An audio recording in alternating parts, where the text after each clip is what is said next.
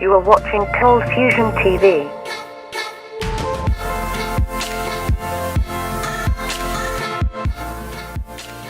Hi, welcome to another Cold Fusion video.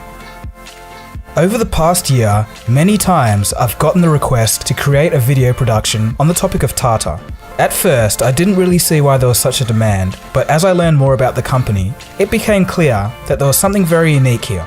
I have to admit, before I completed the research, I really didn't know much about TATA, besides the fact that they made cars that were nowhere to be found in Australia, the US, and Europe. In fact, the only place I'd seen them was in India during my travels. Today, TATA now owns companies such as Jaguar and Land Rover, but this is really the tip of the iceberg when it comes to the breadth of their industry activities. So how did TATA become the multinational giant that it is today, and just how big is it? In this video, we'll find out. For those of you that are from Western nations and are probably unaware of this company, this video may widen your perspectives a little. Let's begin. As far as modern day companies go, TATA is a very old company, older than the automobile, powered flight, and household electricity. The company was founded way back in 1868 by Jamsetji Narsawandji Tata. In retrospect, after Tata's success, some have hailed J. Tata as one of the founders of modern India. Born in 1839, J. Tata's first professional role was working in his father's banking firm outside of Mumbai, India, coincidentally where I was born. There were some key events in J. Tata's life that would shape the history of India and eventually help shape the global business landscape. It would be travel that opened his eyes.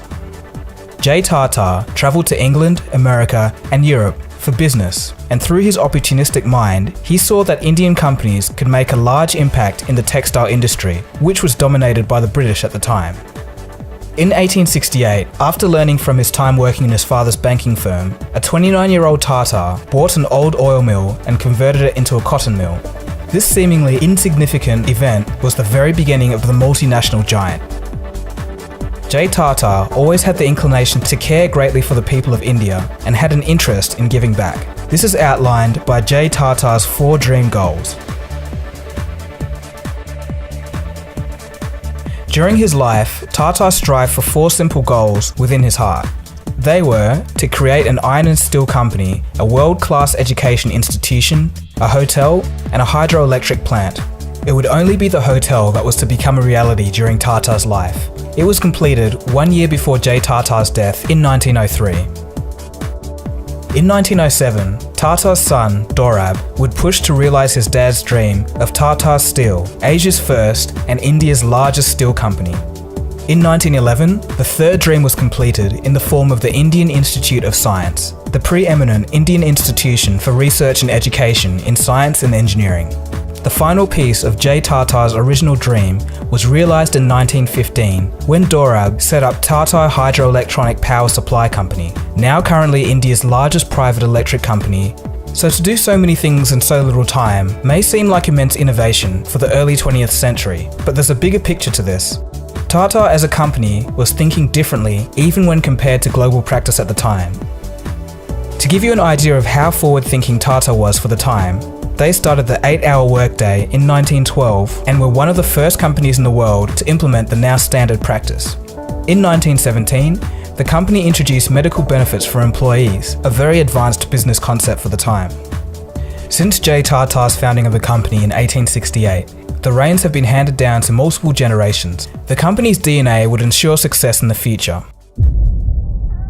Today, Tata operates 100 companies in more than 100 countries and exports to 150 countries. So that's all nice, but how big is Tata exactly, and what do they do? Well, in 2014, the company made $103.27 billion in revenue, in which 67% came from business outside of India.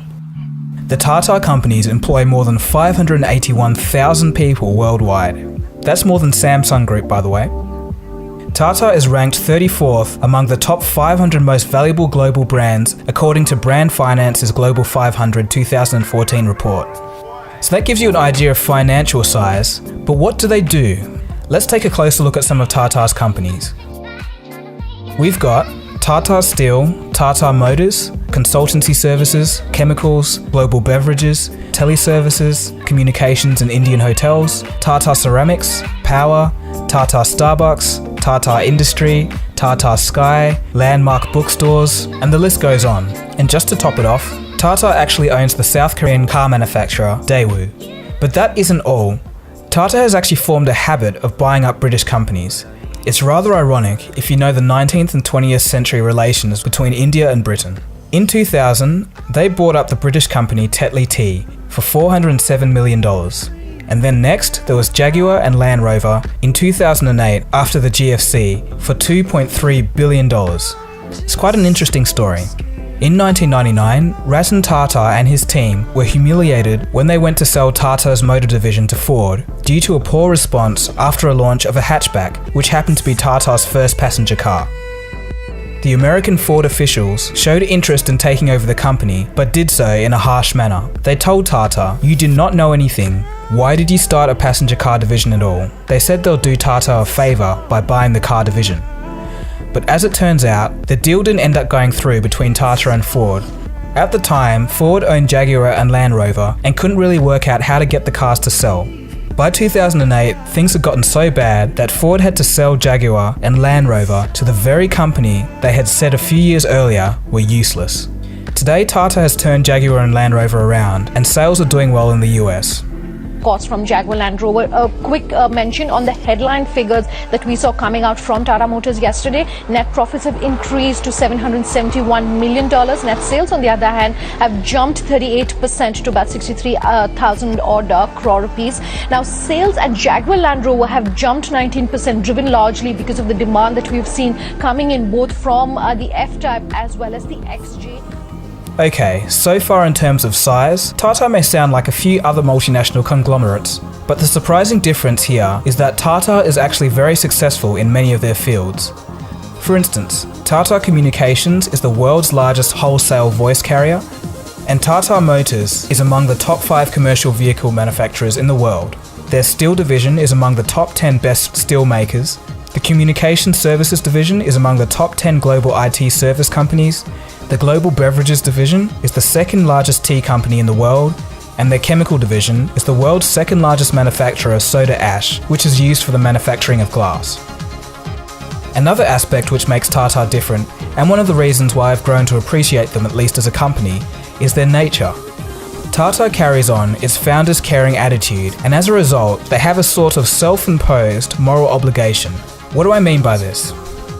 The company has actually made it a habit to return some of its wealth to society, mainly through providing investments back into the local economy.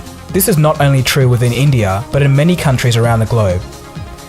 Tata is also very active in philanthropy. Through its trusts, the company gives back in areas of medical research, technology, science, education, social welfare, and healthcare.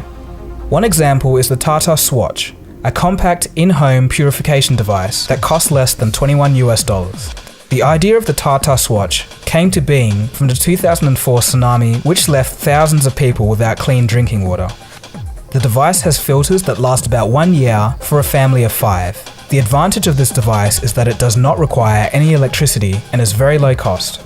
Due to activities like this, in 2009, the Tata Group was ranked number 11 in the world's top 100 reputable companies by Forbes magazine.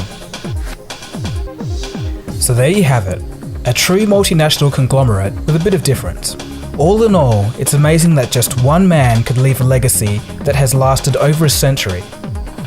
Let's finish off with a quote from J. Tata himself. In a free enterprise, the community is not just another stakeholder in the business, but in fact, the very existence of it. What he said rings as true today as it did over 100 years ago. Companies really need to listen to their communities and users. And one last cool fact, J. Tata has even founded a city in India that now has over 1.3 million people. I hope you enjoyed that video about the history and size of Tata. If you did, please give this video a thumbs up, I really appreciate it. Feel free to leave a comment and subscribe if you're new. If you want to know more about the history, size, and interesting facts about other companies, hang around for the next 10 seconds and follow the prompts on your screen. This has been Dagogo, you've been watching Cold Fusion, and I'll see you again soon for the next video. Cheers guys, have a good one. Cold Fusion. It's new thinking.